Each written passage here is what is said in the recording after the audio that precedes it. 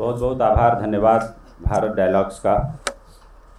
विवेक को तो मैं अच्छे से जानता हूँ, आपसे मुलाकात यहीं पे हुई। विवेक हमारे साथ सहारा में काम कर चुके हैं और जब मुझे पता चला कि ये सेमिनार है तो मैंने पहली मुलाकात में इनको बोला कि बिल्कुल हम लोग इससे जुड़ेंगे, इसको अच्छा से करेंगे। तो आभार, आप लोगों ने यहाँ बुलाया। ज़्यादा टाइम नहीं लूँगा, लेकिन आज महाशिवरात्रि है तो शिव की सती पार्वती से ही शुरुआत करते हैं। जब राजा दक्ष ने, प्रजापति दक्ष ने अपनी ही बेटी का इतना अपमान किया कि सती हवन कुंड में छलांग लगा के मर गईं और भगवान शंकर को इतना क्रोध आया कि सती के मृत शरीर को लेकर वो गुमनाम घूमते रहे। हालांकि सती के इस मौत का बदला भी उन्होंने लिया। प्रजापति दक्ष का जो ब्रह्मा के पुत्र थे और माना जाता है कि मानव जाति का जन्म प्रजापति दक्ष के बनाए नियम के अनुसार ही हुआ और वो उसके संचालक रहे पृथ्वी लोक के। भगवान शंकर ने उनका वध किया और शोक में सती का शव लेके वो तीनों लोकों में घूमते रहे। और कहा जाता है कि हमारा जो धर्म है सनातन जिसको कहते हैं, पूरी दुनिया में आप सबसे प्रगतिशील धर्म मैं यहूदियों का मानता हूँ। तालमुद जो उनकी किताब है, बाइबल को भी आप थोड़ा बहुत सब लोग यहाँ जानते होंगे, इस्लाम को भी सब लोग जानते होंगे, और धर्मों और जो मत संप्रदाय हैं, कहीं भी ईश्वर की कल्पना अगर की गई तो सिर्फ पुरुष के रूप में की गई। और इकलौता सनातन धर्म है जहाँ ईश्वर की कल्पना अर्धनारीश्वर के रूप में है, जहाँ ईश्वर आधा पुरुष है और आधा स्त्री है। यहाँ तक कि बाइबल में भी ये कहा गया कि जब आदम को बनाया गॉड ने तो वो बड़ा मायूस सा घूमने लगा और गुमसुम सा रहने लगा, तो उसकी पसली से तोड़ के ईश्वर ने स्त्री की रचना की। यानी स्त्री बनाई गई लेकिन थोड़ा दोयम दर्जे की। तो मैं आज शिवरात्रि उस कहानी पे आता हूँ। तो भगवान विष्णु को सूझा कि अगर जगत का कल्याण कैसे होगा, अगर सती के बिना शिव इस तरह से घूम रहे हैं तो शिव तो फिर 100 हो गए। तब उन्होंने, कहानी बताती है कि अपने सुदर्शन से सती के शरीर को वार किया और 12 टुकड़ों में वो शरीर पूरे ब्रह्मांड में पृथ्वी पर गिरे। और जिन 12 ज्योतिर्लिंगों की आज सभी ज्योतिर्लिंगों में हर हर महादेव के और शिव पार्वती के नारे लग रहे होंगे, पूजा हो रही होगी, तो वो वही 12 ज्योतिर्लिंग हैं जहाँ पे सती के शरीर के अंश गिरे। बाकी नवरात्र में आप लोगों को पता है कि जो एक एक जो दिन होते हैं वो क्या होते हैं, क्या पूजा होती है, मैं उसमें नहीं जाऊँगा।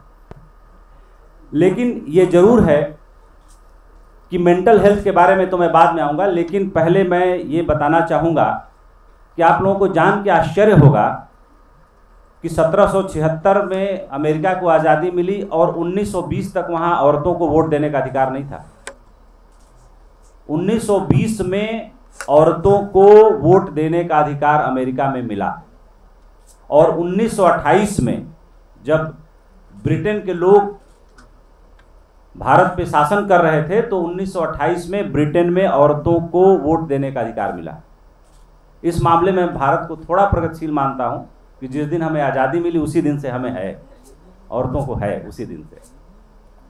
और जो 1949 में जहाँपाल सार्त्र की जो रूममेट थी कह सकते हैं, सिमोन द बोवा, जो उनकी किताब आई सेकंड सेक्स, उस किताब ने पूरे दुनिया में तहलका मचाया। और यहाँ बैठे मुझे लगता है कि जब अच्छे श्रोता हों तो थोड़ी अच्छी बातें ज़रूर करनी चाहिए। तो यहाँ काफ़ी अच्छे श्रोता हैं, इसलिए थोड़ी बातें करूँगा मैं आप लोगों से। तो जब सेकंड सेक्स आई तो पूरी दुनिया में तहलका मचा और सिमोन का एक वाक्य कि स्त्री पैदा नहीं होती, उसे बना दी जाती है, बना दिया जाता है। तो इस वाक्य का मतलब बहुत लोगों को समझ में नहीं आया कि आखिर सिमोन कहना क्या चाहती है। सिमोन ने उस किताब में बहुत एलेबोरेट करके लिखा कि जब पुरुष और स्त्री पैदा होते हैं तो दोनों प्राणी के रूप में ही पैदा होते हैं, लेकिन स्त्री की कुछ पैदा होते ही और थोड़ा सा बड़ा होते ही ड्यूटी पहले से फिक्स्ड है, पुरुष की वैसी फिक्स ड्यूटी नहीं है।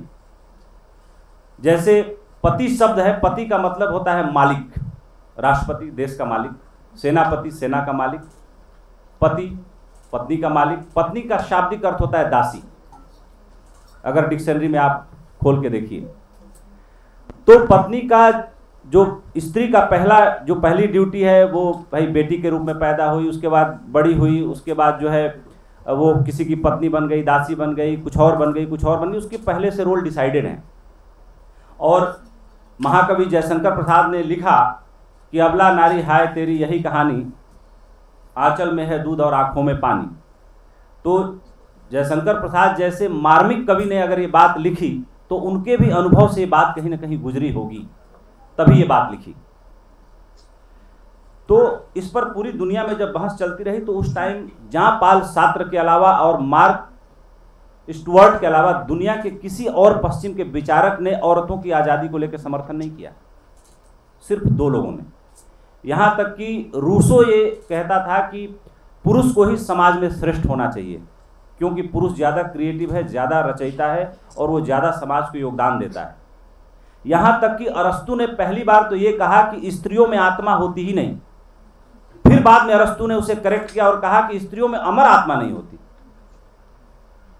दुनिया के इन महान विचारकों ने भी औरतों को दोयम दर्जे का बना के रखा, और जब जब औरतों ने अपनी आज़ादी के लिए संघर्ष किया तो आप सोचिए कि मैं पिछले हफ्ते की एक आई खबर पे आप सभी का ध्यान खींचना चाहता हूँ।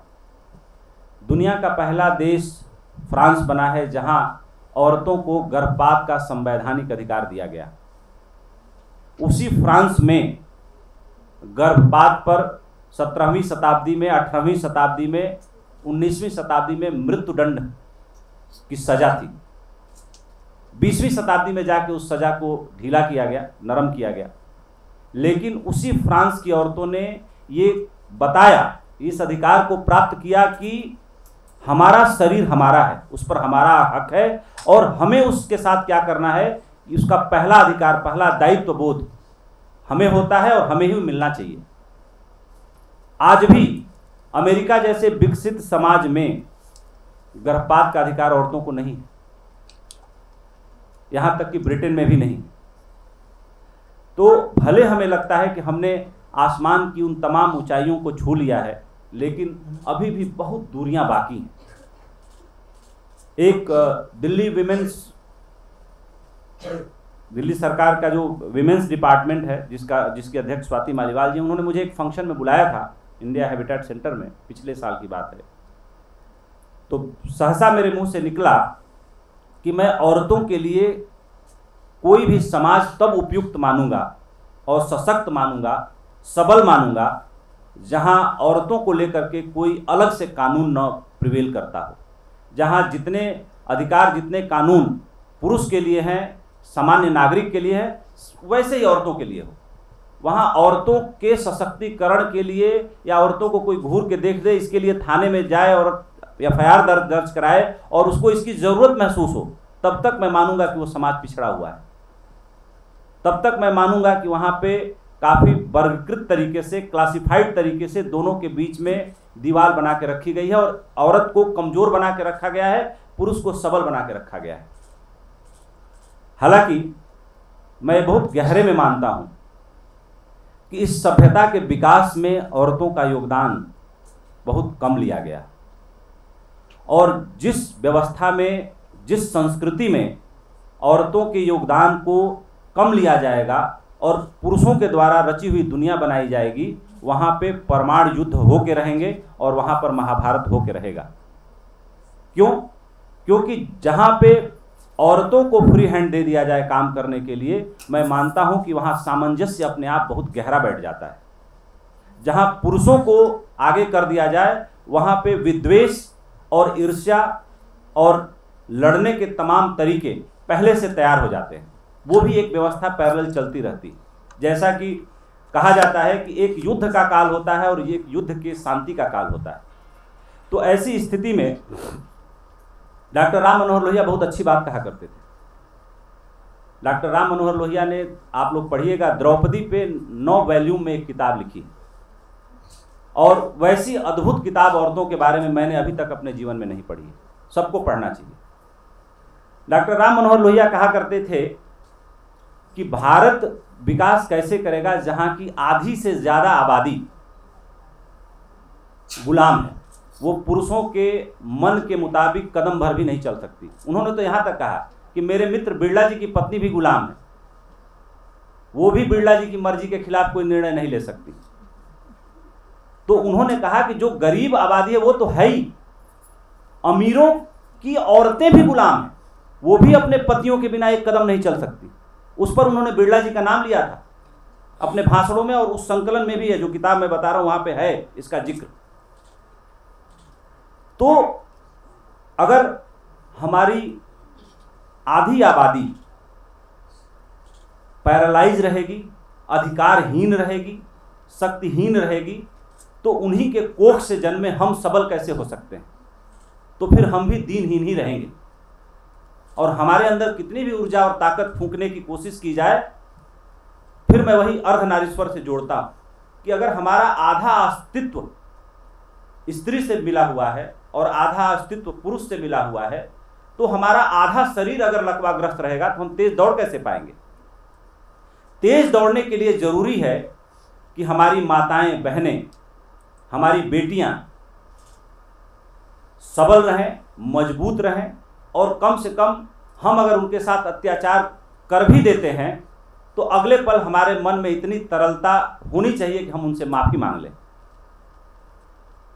मैं भी कोई दूध का धुला नहीं हूं, मैंने भी अपनी पत्नी को डांटा है, मैंने भी काफी कटु वचन बोले हैं, लेकिन मैं ये जरूर आज आप लोगों के सामने कहूंगा कि मैंने 1000 बार माफियां मांगी हैं। इसलिए मेरा मन बड़ा साफ है और इतना साफ गोई से इस मन से बोल पा रहा हूं।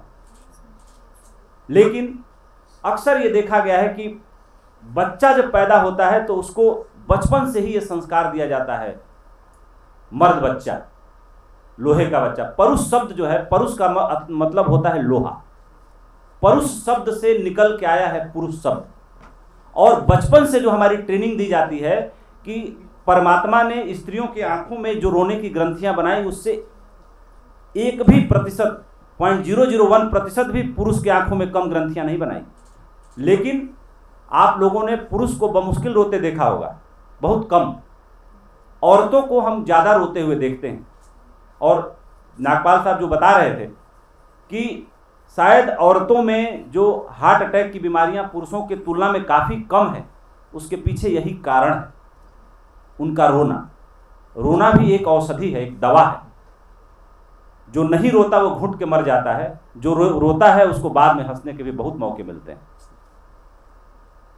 तो मेरा ये मानना है कि मेंटल वेलनेस की बात करना बड़ा जरूरी भी है, लेकिन मुझे लगता है कि अभी शुरुआत ही नहीं हुई है कि औरत उस जगह पे खड़ा होकर के ये घोषणा कर सके। फ्रांस की घटना को मैं बहुत बड़ी घटना मानता हूं इस पूरी दुनिया के लिए और इस पूरी मानवता के लिए। आज हमारे घर के अंदर, परिवार के अंदर, हम जैसे ही औरत थोड़ा अपने मौज में, अपने इरादे से कुछ करने की हिम्मत जुटाती है और निकलती है, पहला डर ये सताता है कि ये चौराहे पे जाएगी तो पता नहीं इसके साथ क्या हो जाएगा। और इसके पीछे मैं मानता हूं कि आचार्य रजनीश ने 70s में संभोग से समाधि की ओर लिखा, जिसके बाद उनको सेक्स गुरु करार कर दिया गया। मैं बच्चा था जब मेरे गांव के 4-5 लोग पुणे में उनसे मिल के आए थे। ये बात है 87 की, छोटा था तब मैं। और पूरे गांव ने मिल के उन सभी लोगों को निकाल दिया गांव से बाहर कि ये सभी भ्रष्ट होके लौटे। उस घटना में, उसमें एक चाचा जी थे हमारे, वो मुझे बहुत प्यार करते थे, मुझे बड़ा पसंद थे। मेरे मन पे बड़ा गहरा सदमा लगा। और मैंने, गांव के बाहर वो लोग रहते थे, तो मैं बच्चा था, खेलते खेलते जाता था, उनसे पूछता था। हम लोगों को कोई मिलने उलने की बहुत रोक नहीं थी, वैसे सिंबॉलिक ही था, कोई ऐसा नहीं था कि उन लोगों को कोई मारा पीटा गया, लेकिन उन लोगों को निकाल दिया गया। उन लोगों से बातचीत करने के लिए गांव में हिदायत दी गई कि इन लोगों से कम लोग बातचीत करें, ये समाज भ्रष्ट कर देंगे। तो उस टाइम पहली बार मैंने आचार्य रजनीश का नाम सुना 87 में, और वो किताब, 2 किताबें उन्होंने मुझे दी।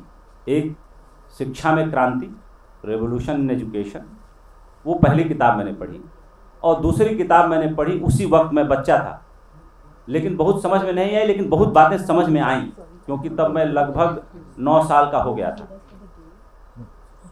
बहुत छोटा था। मेरा बेटा अभी 12 साल का होगा 21 मई को। तो मैं उससे तुलना करता हूं तो मुझे लगता है कि मैं अपने बेटे से काफ़ी आगे था। तो उस किताब को मैंने तब पढ़ा, फिर उसके बाद मैं 8वीं क्लास में गया तब पढ़ा, फिर उस किताब को मैंने 95 में जब मैंने 10वीं पास कर ली तब पढ़ा। 10वीं पास जब मैंने कर ली तो उस किताब का वर्ड बाय वर्ड, शब्द बाय शब्द मुझे समझ में आया, मेरे जहन में उतरा। उस दिन मुझे लगा कि हम किस देश में रहते हैं। एक ऐसे आदमी को सेक्स गुरु कह के लोगों ने समाज से निकाला, जिस आदमी ने औरतों की लिबर्टी को लेकर के, स्त्री पुरुष के भेद को लेकर के इतनी गहरी और बड़ी बात कही, और आदमी के जीवन में भारत इकलौता ऐसा धर्म है इस पृथ्वी पर, या सनातन इकलौता ऐसा धर्म है इस पृथ्वी पर जिसमें एक शब्द है जो दुनिया के किसी धर्मों में नहीं है, वो शब्द है मोक्ष। और मोक्ष ईश्वरत्व के पार का भी शब्द है। जैसे तमाम हमारे पुराणों वेदों में इंद्र को भी विष्णु के सामने याचना करते हुए सुना गया कि प्रभु मुझे मोक्ष दे दो, और इस पृथ्वी पर जीते जी कुछ ही लोगों को मोक्ष मिला। जैसे मैं उसमें भगवान महावीर का नाम ले सकता हूँ, भगवान गौतम बुद्ध का नाम ले सकता हूँ, मैं मीरा का नाम ले सकता हूँ, कबीर का नाम ले सकता हूँ। ये तमाम वो लोग हुए जिन्होंने जीते जी देवताओं को भी मजबूर किया, और देवताओं ने भी उनसे आके स्तुति वंदना की। एक कहानी है बौद्ध धर्म में कि जब बुद्ध को ज्ञान प्राप्त हुआ तो बुद्ध 7 दिनों तक पूरे मौन में चले गए, उन्होंने बोला नहीं कुछ भी। तो कहानी ये बताती है, हो सकता है झूठी भी हो, लेकिन कहानी बड़ी प्रीतिकर है, बड़ी मन को लुभाने वाली है, अच्छी लगती है। तो कहानी ये बताती है कि इंद्र देवताओं के साथ आए और उन्होंने कहा कि पहली बार पृथ्वी पर आप जैसा कोई बुद्ध पुरुष उतरा है, अगर आप बोलना बंद कर देंगे तो मानवता का उद्धार कैसे होगा। तो भगवान बुद्ध ने कहा कि मैं किसके लिए बोलूं, जो जानते हैं उनको बताने की जरूरत नहीं, और जो जानना नहीं चाहते उनको बताने का कोई फायदा नहीं, इसलिए बोलने का कोई अर्थ नहीं। तो देवराज इंद्र ने कहा कि भगवान उनके लिए बोलिए जो इन दोनों के बीच में फंसे हुए हैं, जिनको थोड़ा धक्का की जरूरत है, जो ट्रांसफॉर्म हो जाए, रूपांतरित हो जाए। तो आप सोचिए कि भगवान बुद्ध ने भी अपने संघ में औरतों के प्रवेश पर तब तक बंदिश लगा रखी थी जब तक उनकी मुलाकात यशोधरा से नहीं हुई। और बुद्ध का यशोधरा का जो संवाद है, मैं मानता हूं कि मानवता का सबसे कीमती संवाद है। और मैथिली शरण गुप्त की जो कविता है यशोधरा और उसकी सखी के बीच का जो संवाद है, वो भी बड़ा भावुक है, बड़ा मार्मिक है। जब बुद्ध के पिता राजा सुद्धोधन ने बुद्ध के 10 बचपन के मित्रों को भेजा और उनमें से 9 मित्र वापस नहीं लौटे, और बुद्ध भी कभी अपने पिता से मिलने के लिए नहीं लौटे, तब 10वें मित्र को राजा सुद्धोधन ने ये कहा कि मुझे पता है कि जब तुम गौतम बुद्ध से मिलोगे तो तुम भी नहीं लौटोगे, लेकिन मेरा एक संदेश दे देना बस, कि राजा सुद्धोधन अपने पुत्र से मिलने के लिए तड़प रहा है, एक बार मेरे से आके मिल ले। उस मित्र ने राजा सुद्धोधन की ये बात बताई और वो भी संघ में शामिल हो गया। राजा सुद्धोधन से मिलने बुद्ध आए, और जब कपिल वस्तु पहुंचे तो वहां के एक सिंपल से धर्मशाला में जाके रुक गए। पूरे कपिल वस्तु में हड़कंप मच गया कि सम्राट का बेटा आया है और जाके धर्मशाला में। तुरंत सेनापति आ गया, महामंत्री आ गए। तो बुद्ध ने सबसे हाथ जोड़ के कहा कि मेरी एक जीवनचर्या है, मेरा जीवन जीने का एक तरीका है, इसे बड़ा मुश्किल से पाया है मैंने, मुझे यहीं रहने दिया जाए, मेरी प्रार्थना है, पिताजी से जाके बोलिए मैं कल उनसे मिलने आऊँगा। तो बड़ी मुश्किल से उनको धर्मशाला में रुकने दिया गया, क्योंकि उनके लिए तो महल तैयार थे। खबर आ गई थी, गुप्तचर लेके आ गए थे कि बुद्ध चल पड़े हैं कपिलवस्तु के लिए पैदल। तो जब वो पहुंचे अपने पिता के यहाँ दरबार में, ये कहानी इसलिए बता रहा हूँ, कहानी अच्छी भी है और इसके बाद औरतों के ऊपर एक गहरा विमर्श भी है यशोधरा और बुद्ध के बीच। तो जब दरबार में पहुंचे तो राजा सुद्धोधन विह्वल हो गए और उन्होंने अश्रुपूरित आंखों से अपने बेटे को गले लगाया, लेकिन बुद्ध की आंखों में जरा भी आंसू नहीं आए। बुद्ध सबसे मिले, सबका हालचाल पूछा, सब लोग बुद्ध के चरणों को सबने स्पर्श किया। राजा सुद्धोधन ने भी अपने पिता का चरण स्पर्श किया, अपने पुत्र का, सॉरी। उसके बाद बुद्ध बैठे, सबसे बातचीत होने लगी। तो आखिर में उन्होंने पूछा कि यशोधरा नहीं दिख रही। तो राजा सुद्धोधन ने कहा कि यशोधरा ने यहाँ आने से मना कर दिया। उसने कहा है कि अगर तुमको उससे मिलना है तो तुम उसके महल जा सकते हो। तो बुद्ध ने कहा कि मैं अवश्य जाऊंगा यशोधरा से मिलने। और बुद्ध वहां से निकले और यशोधरा से मिलने गए। अब देखिए दोनों के मिलने का जो सुअवसर है, जो स्क्रीन प्ले है, वो कितना जबरदस्त है। तनुजा जी बैठी हुई यहाँ पे, कि अपनी पत्नी के दरवाजे पर जिस महल के मालिक ऑटोमेटिक बुद्ध ही थे, जिसको ठुकरा के गए थे, वल्कल वस्त्र धारण किए हुए, हाथ में भिक्षा लिए हुए, बुद्ध आवाज देते हैं भवत भिक्षाम देही। ये नहीं कहते हैं कि मैं बुद्ध हूं, मैं आ गया हूं, निकलो। और दरवाजा खुलता है और यशोधरा बाहर निकलती है और भिक्षा के रूप में राहुल का हाथ बुद्ध के हाथ में दे देती है। बहुत यशस्वी औरतें हुई, लेकिन यशोधरा जैसी भी औरत इस पृथ्वी पर बड़ी कम हुई। उसके बाद बुद्ध कहते हैं कि मुझे अंदर आने के लिए नहीं कहोगी? तो यशोधरा कहती है कि बिल्कुल आप आइए। और यशोधरा ने उनसे एक ही सवाल पूछा कि छत्राणियाँ अपने पतियों को तिलक लगा के युद्ध के लिए विदा करती हैं और उनको ये भरोसा होता है कि हमारा पति कभी वापस नहीं लौटेगा, तो क्या तुम मानव कल्याण के रास्ते पर जा रहे थे तो तुम्हें मेरे ऊपर जरा भी भरोसा नहीं आया? एक दिन के पैदा हुए बच्चे को और मुझे सोते हुए छोड़ के चले गए, क्यों चले गए? मुझे सिर्फ इसका उत्तर चाहिए। तुमने कैसे मान लिया कि मैं तुम्हें रोक लेती? तुमने ये क्यों नहीं माना कि मैं तुम्हें विदा कर देती? एक बार तुम कह के तो देखते। यानी तुम इतने बड़े संत हुए, फिर भी तुम अपने पूर्वाग्रहों से मुक्त नहीं हो पाए। और कार्ल जूंग ये बात कहता है कि इस पृथ्वी पर कोई भी मानव अपने पूर्वाग्रहों से और अपनी पक्ष से, यानी पक्षपात से, पार्शियलिटी से मुक्त नहीं हो पाता। कार्ल जूंग इस सदी, एक आध सदी पहले के विचारक हैं, और महात्मा बुद्ध की ये बात मैं आज से 3500 साल पहले की बता रहा हूं।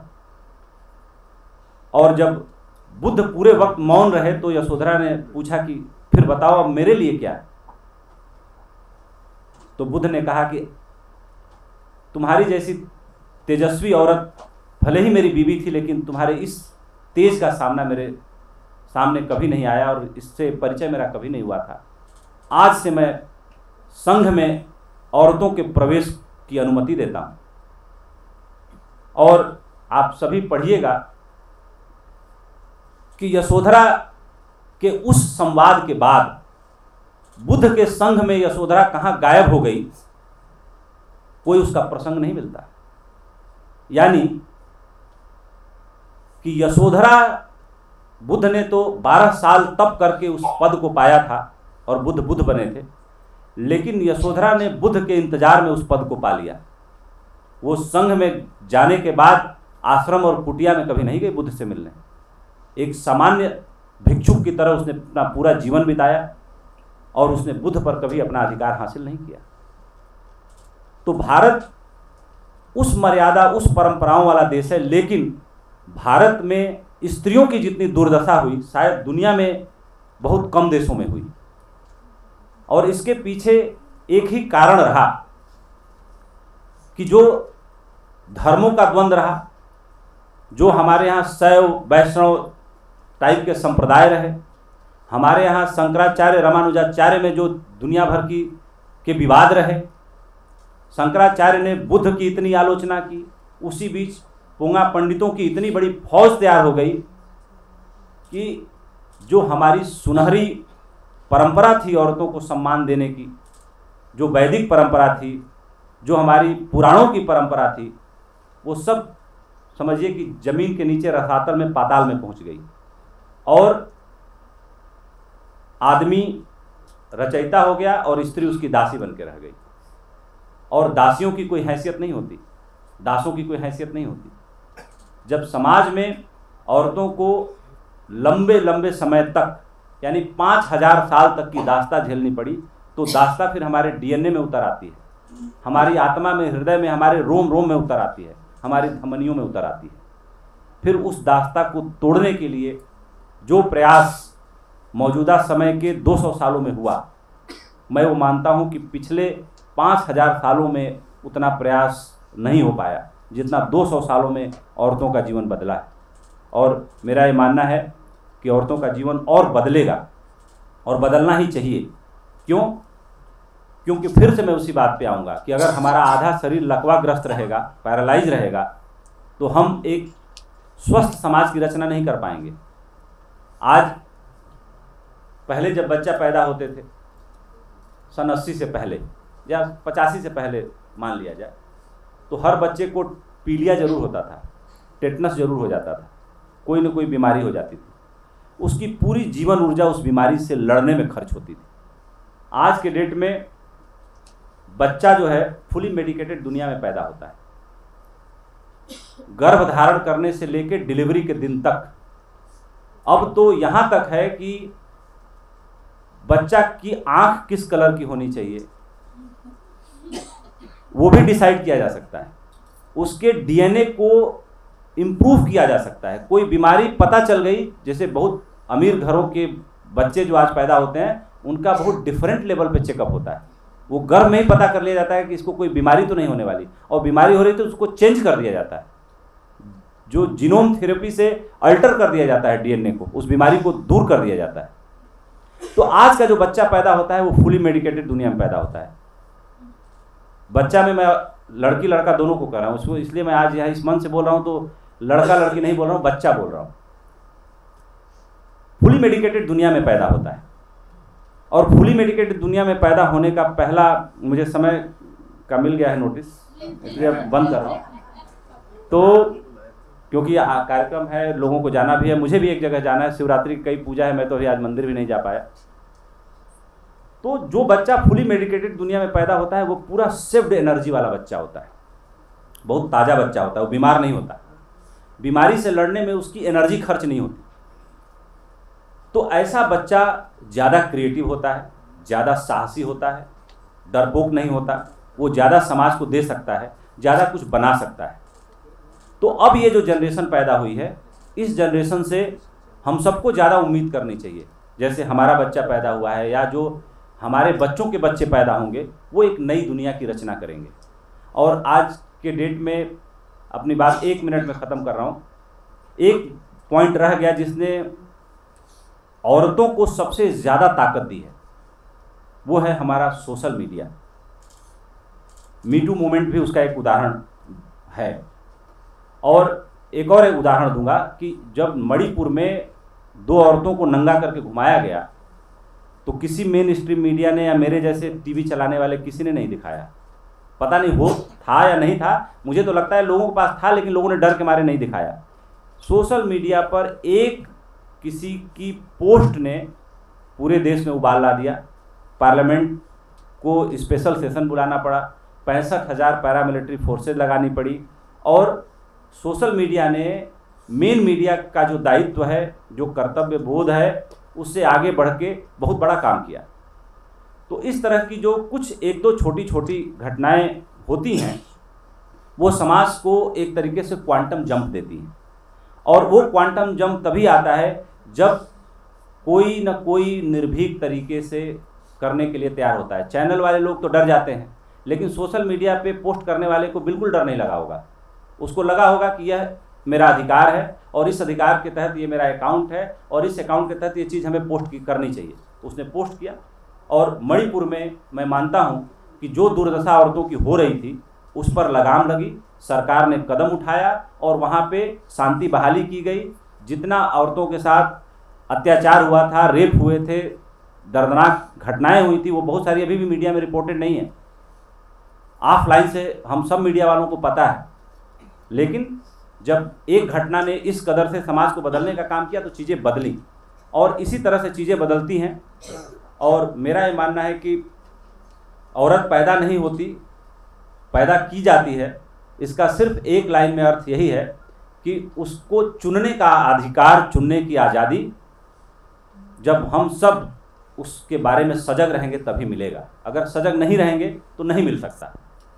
तो इसी के साथ मैं अपनी बात समाप्त करता हूँ।